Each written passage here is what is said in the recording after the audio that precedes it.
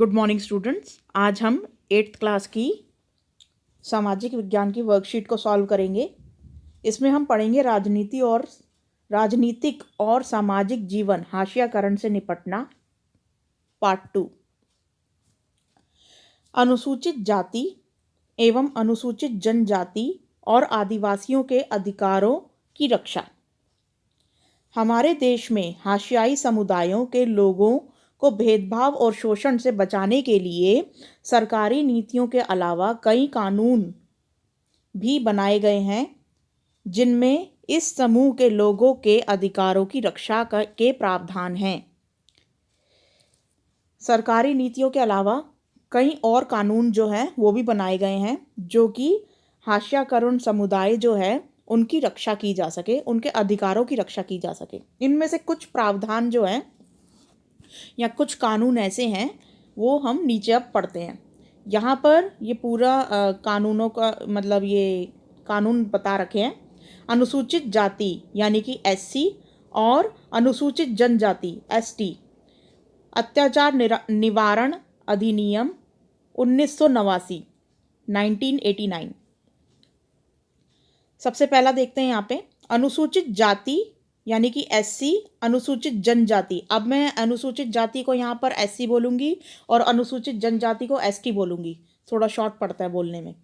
SC और ST के किसी भी व्यक्ति को कोई गंदा पदार्थ खाने के लिए विवश करने पर सज़ा का प्रावधान है इसके अंदर।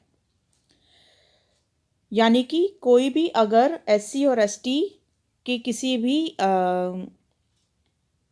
इंसान को यहाँ पर किसी भी व्यक्ति को SC जो कि SC और ST का से बिलोंग करता है, उसको अगर खाने के लिए गंदा पदार्थ दिया जाता है तो यहाँ पर सज़ा का प्रावधान है। SC ST के किसी व्यक्ति को निर्वस्त्र घुमाना या उसके चेहरे पर रंग लगाना या कोई ऐसा कृत्य करना जिससे उसकी मानवीय प्रतिष्ठा को ठेस पहुँचे, इस पर भी सज़ा का प्रावधान किया गया है। अनुसूचित जाति और अनुसूचित जनजाति के किसी व्यक्ति के नाम पर आवंटित की हुई ज़मीन पर कब्जा कर लेना, इस पर भी सज़ा का प्रावधान किया गया है। नेक्स्ट है SC ST की किसी महिला को अपमानित करना, उसके साथ ज़ोर ज़बरदस्ती करना या फिर उस पर हमला करना, इस पर भी सज़ा का प्रावधान किया गया है। तो ये 4 कानून अभी हमने पढ़े। अब आगे चलते हैं।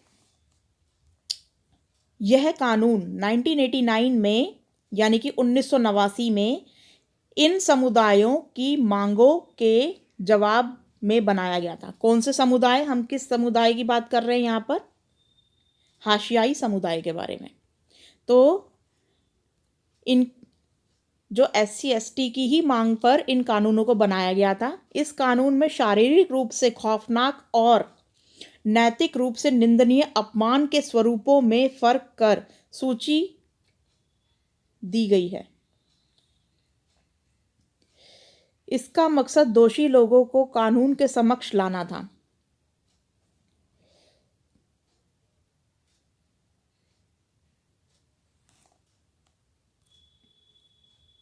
आदिवासियों की मांगे और 1989 का अधिनियम।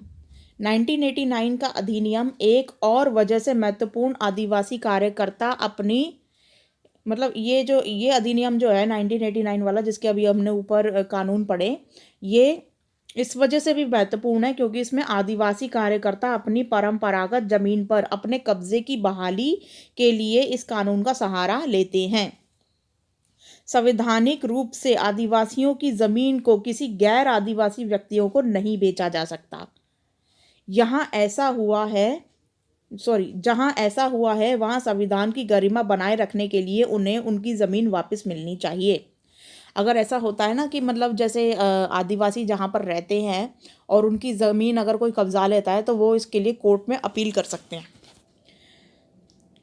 उनसे उनकी ये ज़मीन छीनी नहीं जा सकती है, इसलिए ये कानून बनाया गया। आदिवासी कार्यकर्ता CK जानू को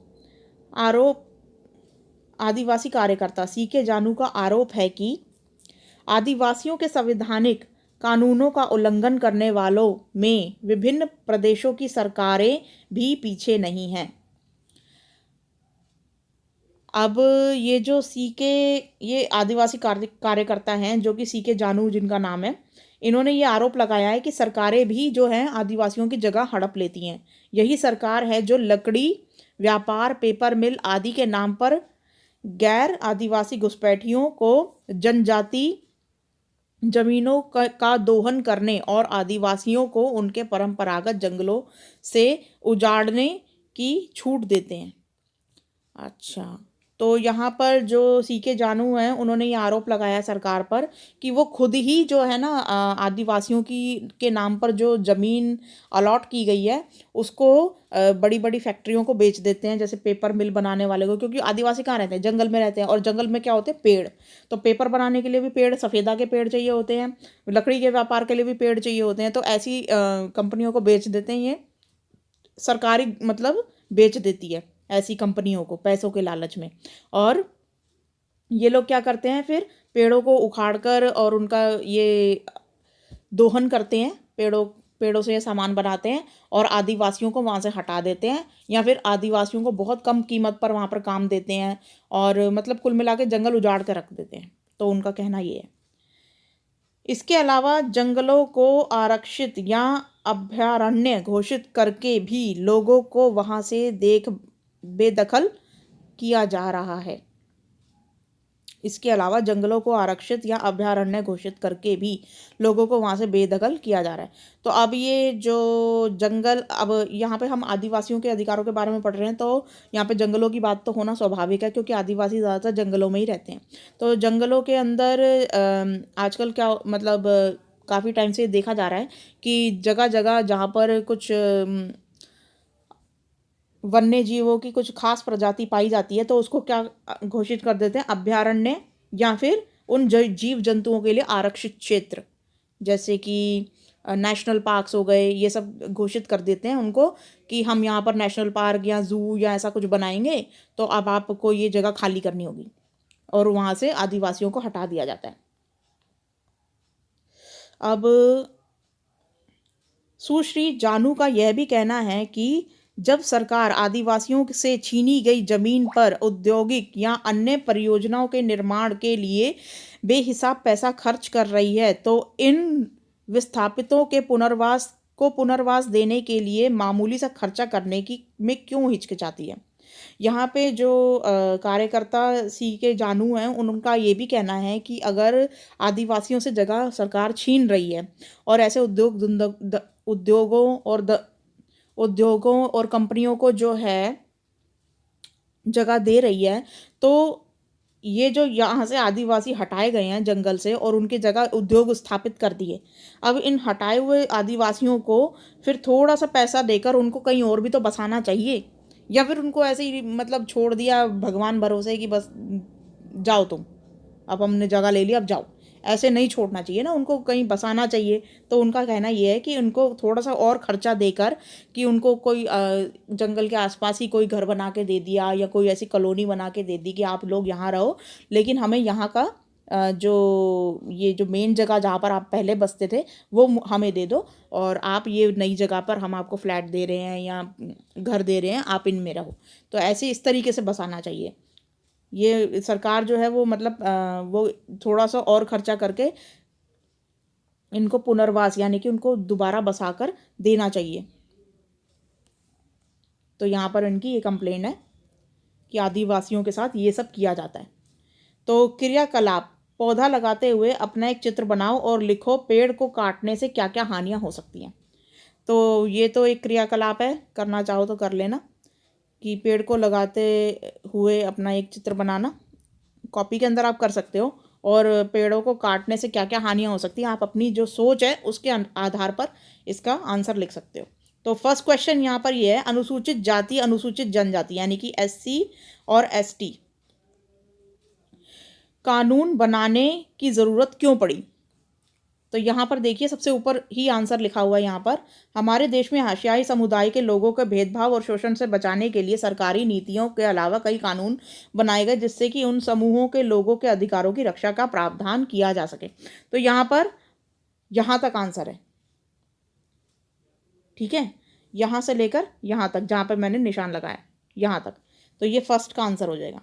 उन्हीं के कहने पर ये कानून बनाए गए हैं। इसका मकसद दोषी, हाँ,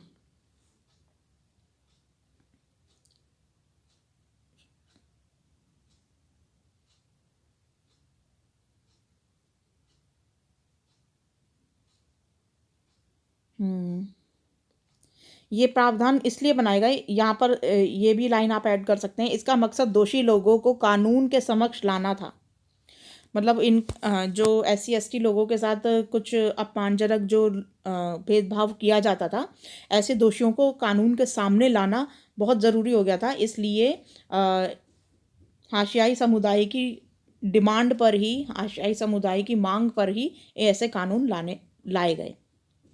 तो आप ये लिख लीजिएगा, इनको जोड़कर लिखना होगा, थोड़ा सा दिमाग लगा के आप उसी तरीके से लिख लीजिएगा कि पहले तो ये 2 लाइनें लिख लेना, फिर उसके बाद लिखना कि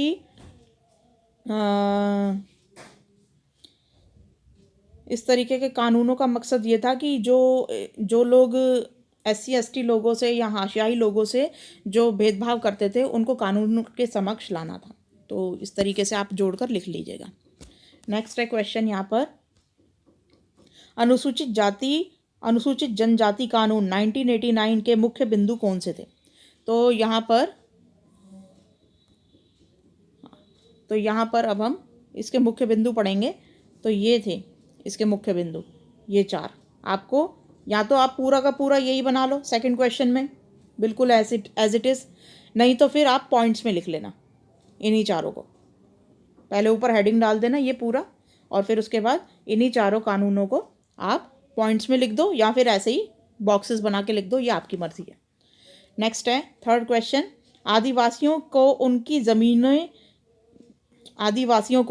ज़मीन क्यों वापस मिलनी चाहिए?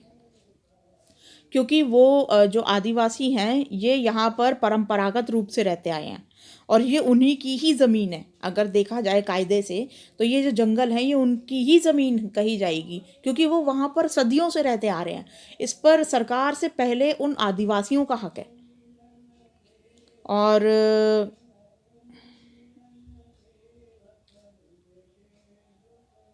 यहाँ पे संविधान के रूप में आदिवासी जमीनों को किसी गैर आदिवासी व्यक्ति, फिर तो ये तो सारे कानून आ जाते हैं ना।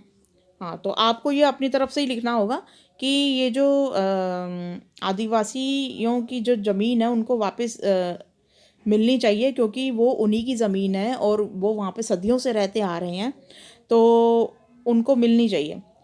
और यहाँ पे देखो, अभी हमने लास्ट वाला पढ़ा था कि यहाँ पर आप ये वाला पॉइंट ऐड कर सकते हो। सुश्री जानू का ये कहना है कि सरकार जब आदिवासियों से ज़मीन कोई छीनती है और वहाँ पे उद्योग वगैरह परियोजनाएं ये सब का निर्माण करती है, तो थोड़ा सा पैसा और खर्च के उनको या तो कहीं और जगह दे दें जंगल के अंदर उसी जगह पे, या फिर उनको थोड़ा सा और कहीं खर्च करके कुछ बनाकर दे दे कि आप इसमें रहो। तो ये आप ये वाला पॉइंट भी ऐड कर सकते हो इसके अंदर। तो ये आपको थोड़ा सा दिमाग लगा के लिखना होगा कि ये आदिवासियों की ज़मीन होती है और ये यहाँ पे परंपरागत रूप से कई सालों से रहते आ रहे हैं। तो आदिवासी कार्यकर्ता अपनी परंपरागत ज़मीन पर अपने कब्जे की बहाली के लिए कानून का सहारा लेते हैं।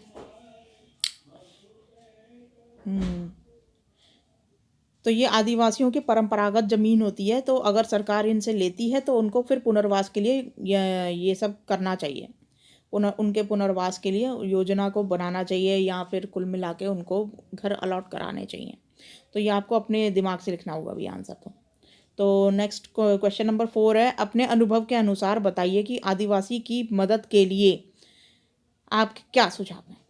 तो भाई आदिवासियों के मदद के लिए क्या सुझाव हो सकते हैं? तो ये सारे 4 पॉइंट आप लिख देना जो CK जानू जी के द्वारा आरोप लगाए गए हैं, और उनके हिसाब से जो मतलब यहाँ पर सुझाव में आप ये आरोप जो लगाए गए हैं इसमें सुझाव ये वाला फोर्थ वाला हो सकता है मेन, तो कि अगर जगह छीन रहे हो तो फिर कहीं और बसाओ। और दूसरा और क्या हो सकता है, उनको शिक्षित करने के लिए वहाँ पर स्कूल का खोलना बहुत ज़रूरी है जंगल के अंदर। और फैक्ट्री इत्यादि में उन्हीं आदिवासियों को प्राथमिकता मिलनी चाहिए कि वही लोग काम करेंगे ताकि उनका खर्चा पानी निकल सके। और उनको उनके अधिकारों के प्रति जागरूक करना स्कूल्स के अंदर। मतलब आप सुझाव दे सकते हो कि आदिवासी किस तरीके से तरक्की कर सकते हैं, सोशली भी, मतलब सामाजिक तौर पे भी, और साथ में थोड़ा सा अपने जंगल को और बेहतर बनाने के लिए, साथ में सरकार के साथ चलने के लिए, और सामाजिक रूप से भी, और तरक्की करने के लिए। जैसे अब हम अगर एग्ज़ाम्पल लें तो यहाँ पर मेघालय का एग्ज़ाम्पल बहुत अच्छा निकलता है कि उन्होंने अपने जो मेघालय के जो लोग हैं वो ज़्यादातर जंगल में ही रहते हैं और वो अपने जंगल को एकदम साफ़ सुथरा रखते हैं। अगर वहाँ पे टूरिस्ट वगैरह आते भी हैं तो भी उनको ये सख्त हिदायत दी जाती है कि आप यहाँ पे कचरा नहीं फैलाओगे, और प्लास्टिक मटेरियल जो है वो सीधा आप कचरे के डिब्बे में डालोगे। और इन केस अगर कोई गलती से वहाँ पे छोड़ भी जाता है, या बॉटल, वाटर बॉटल, ये सब अगर कोई छोड़ भी जाता है, तो वहाँ पर फिर वो लोग खुद सफाई करते हैं और अपने जंगल को एकदम साफ़ सुथरा रखते हैं। तो ये सब जो इस तरीके से, मतलब लोगों को भी कर्मठ होना पड़ेगा थोड़ा सा, मतलब सरकार के साथ मिलकर चलना पड़ेगा। कुल मिला के बात ये है।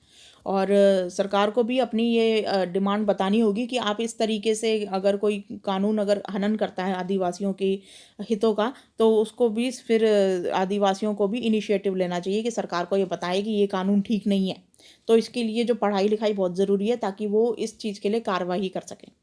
तो ये आप सुझाव दे सकते हो कि पढ़ाई लिखाई बहुत ज़रूरी है आदिवासियों को अपने हक़ की लड़ाई लड़ने के लिए। तो आज की वर्कशीट आई होप आपको समझ में आई होगी।